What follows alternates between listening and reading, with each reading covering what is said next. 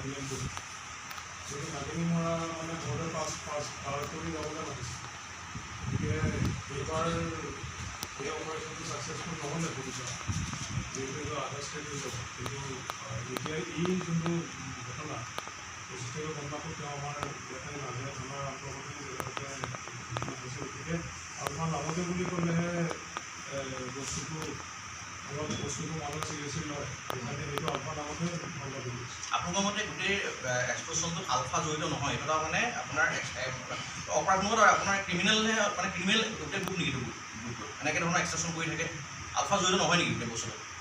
এতিয়াতো আমাৰ তদন্ত চলি আছে নেকি লাচিত মানস গগৈৰ সম্পৰ্ক আলফাৰ লগত কি হৈ গৈছে বুলি আজি ক'ব নোৱাৰোঁ। সেইটো তদন্ত চলি আছে, আমি বিভিন্ন ধৰণে কৰি আছোঁ, চাই আছোঁ।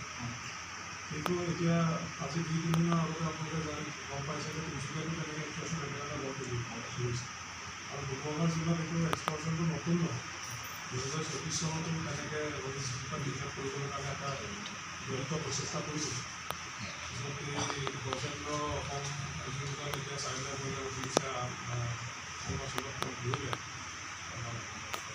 আছাম ৰাইফলছে, গতিকে গজেন্দ্ৰ অসমৰ নিচিনা মানুহ এনেকৈ পাৰ হৈ আহিছে, গতিকে সীমাটোতো ওচৰতে, গতিকে ইয়াৰ পৰা কিজানি ইমান অসুবিধাজনক নহয়। কাৰণ PY ওচৰতে নাগিনী মৰা বা সেইবোৰ পাহাৰত আহিবলৈ প্ৰতিবাদ এইখিনি পাৰ কৰি দিয়াটো ইমান বেছি নহয়। গতিকে ইয়াত প্ৰতিটো আপোনাৰ সীমাতেই যেনেকৈ এনেকৈ গ্ৰুপ ইনভল্ভ হৈ থাকিব আৰু বস্তুটো ইমান জলদি আজি গ্ৰুপ কৰিব নোৱাৰে। আৰু এটা কথা আপুনি স্পেচিফিক কওক, আপুনি এফবিআইয়ে কৈছিলে যে তেওঁলোকৰ যিটো 6জনীয়া গ্ৰুপটো 3খন বাইকত আহিছিলে, তেওঁলোকে আপোনালোকৰ যিটো পাৰ্টি কৰি আছিলে, এমবুট পাৰ্টি কৰি আছিলে, সেই পাৰ্টিটোক দেখি পেলাই তেওঁলোকে ফায়াৰ কৰিছিলে। তাৰপিছত ৰিটালিয়েশ্যনৰ কাৰণে ফায়াৰ কৰিবলগীয়া হ'ল। কিন্তু একেটা কথা তাত যিজন কেজুৱেলিটি আমি পাইছিলোঁ, তেওঁ যিজনৰ গুলি লাগিছে, তেওঁ কৈছে যে তেওঁলোকে কোনো পিষ্টল অনা নাছিল বুলি কৈছিলে। গতিকে এই ক্ষেত্ৰত তেওঁলোকৰ ফায়াৰ প্ৰথম খোলা হৈছিলে নে আৰু পুলিচে ফায়াৰ কৰিছিলে প্ৰথমতে?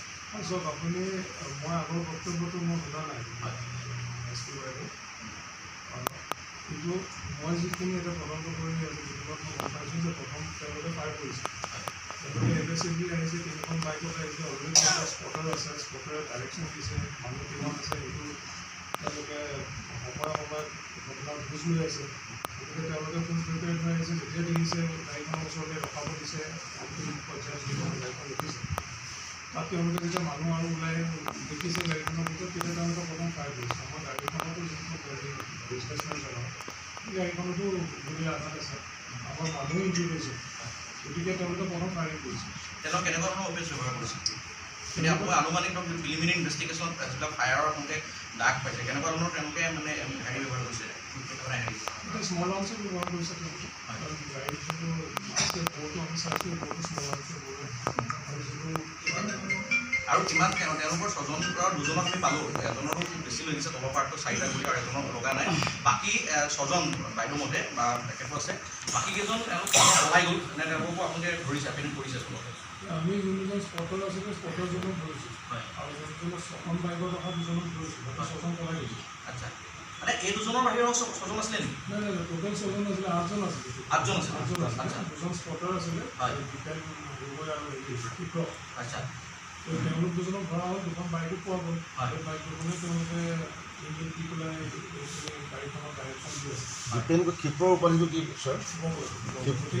দীপেন গগৈ ক্ষীপ্ৰৰ মানে গুলি লগা 2জনৰ বাহিৰেও আৰু 2জন ধৰিছে, 4জন অলৰেডি ধৰা হৈছে আৰু 4জন পলাই গ'ল আৰু 4জন পলাই গৈছে। তাৰ ভিতৰত মানস গগৈ এজন আছে। তাৰ ভিতৰত মানস গগৈ আছে, তেওঁ গাড়ীখন ধৰা হৈছে, নেক্সন গাড়ীখন, তেওঁ কিবা এটা 9mm চেনেলৰ সৈতে বুকিংটো পাইছে, 2খন বাইক পোৱা গৈছে। আৰু মানস গগৈ ঘৰত যেতিয়া আমি ৰাতি দিনমান ৰাতি গৈ পেলাই তালাচী চলালোঁ, তেতিয়া এটা 9mm পেচেণ্টত তাত পোৱা গ'ল। আৰু ৰাতিপুৱা আমি এই যোনটো জেগাত এনকাউণ্টাৰ হৈছিলে, সেই এনকাউণ্টাৰ জেগাটো এটা পেচেণ্ট পাইছোঁ। তিনিচুকীয়াতো দেখা গৈছে যে তাতো সংবাদ মাধ্যমৰ নামটো ব্যৱহাৰ হৈছে। ইয়াতো TV9ৰ নতুন তেনেকুৱা মানে আলফাই হওক বা আলফা নামতেই হওক ধনদাবী প্ৰক্ৰিয়াত সংবাদ মাধ্যমক জড়িত নামটো জড়িত কৰা কিবা তেনেকুৱা ধৰণৰ আপোনালোকৰ ইনপুট আছে নেকি? আপুনি তিনিচুকীয়া কেছটো মই বিহু নাজানো, কিন্তু যি মই শুনিছোঁ তাতে বিদ্যুৎ মহন্ত বুলি এজন আলফালে গুচি গৈছে আগতীয়া, গতিকে তাতে যোনজন ছাত্ৰ নেতাক ধৰিছে তেওঁ বিদ্যুতৰ কোনো সম্পৰ্কে। আৰু দেৱাশিষ গোহাঁইটো তেওঁ তিনিচুকীয়াৰ জনা শুনা এজন